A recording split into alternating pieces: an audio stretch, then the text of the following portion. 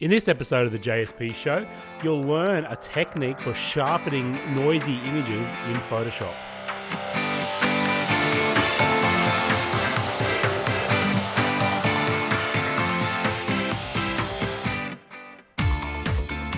Hey guys, what's up? It's Johnny here and welcome to another episode of the JSP show. And as always, I'm super pumped to be here.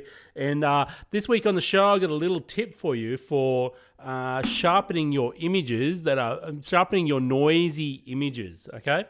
All right, let's not delay. Let's get straight into it. And you can see this image here is actually a classic example of a very noisy image because you have to shoot the Milky Way at such a very high ISO.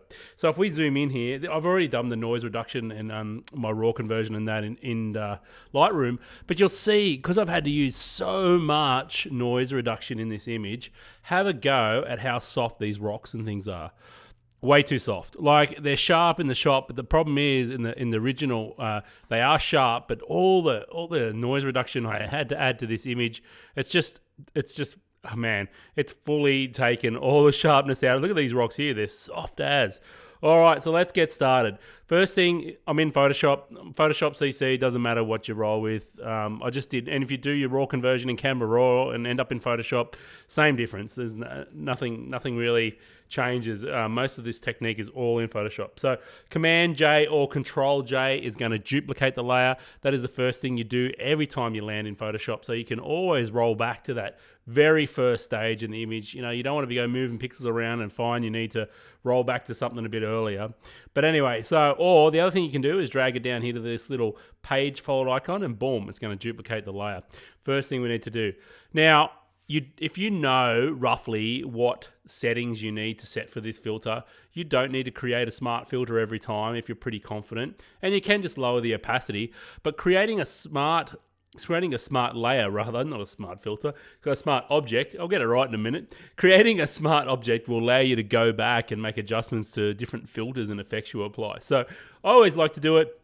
Look, if you get to know what your perfect setting is for the filter that you always use and you're happy just using the opacity to lower that if you want, use that as your workflow. But in this time, I'm just going to show you how you can do it with a convert to a smart object. So I'm going to convert to a smart object and boom, you can see the little icon there on my background copy. That means that this is now a smart object. So I'm going to go up to filter. I'm going to go down to other. I'm going to go to high pass. So that's filter, other, high pass. Okay. So with this, around 10 pixels is probably, how you judge how many pixels it is roughly to start with. And by the way, now that we've created this background layer as a smart object, we can go back and adjust this after we apply this filter. How you normally tell is if you look at this gray area here, what we're doing is this high pass is actually sharpening all the edges or highlighting, bringing out all those edges. So I'm going to turn that up just a little bit because I'm actually going to mask it out of the top of the image here. But at the bottom, I want it to show the detail on the rocks, and that's pretty good. That's probably where I want it. For this one, I'm going to crank it up a fair bit. For most images, 10 to 20 is enough. So let's just see. Yeah, somewhere around there. I'm liking that. That's pretty good. So I've applied that high pass filter now. Now, if I wanted to go back and adjust it at some stage, I just need to double tap high pass here, and it's going to open up the filter, and I can make an adjustment and hit OK. And that's the beauty of creating a smart object before you apply your filter. All right, the next thing we have to do is the blend mode. So in this drop down here, we want to change the blend mode to overlay, soft light. Overlay or soft light. So overlay is going to give you a harder sort of mix. It's going to give you a sharper edge. If I went to soft light, it sort of softens ever so slightly, okay, guys? It's not very much at all. So soft light or overlay, any of those, whichever one tickles your fancy is all good. So now let's zoom in.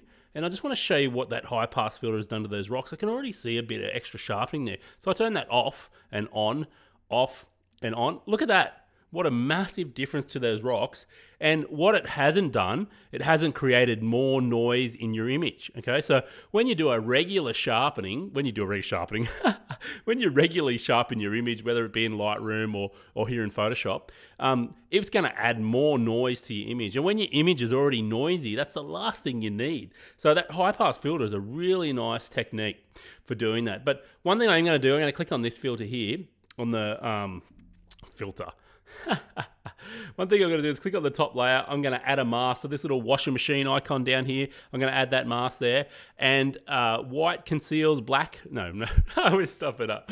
White reveals, black conceals. Okay, so I'm going to go to my paintbrush tool, and what I'm going to do is I'm just going to mask out this sky really quick here.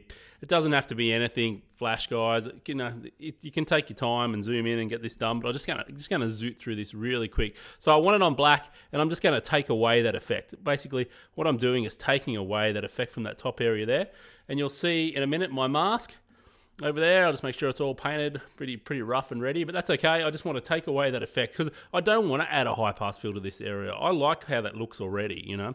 I just want to add it down here in the bottom.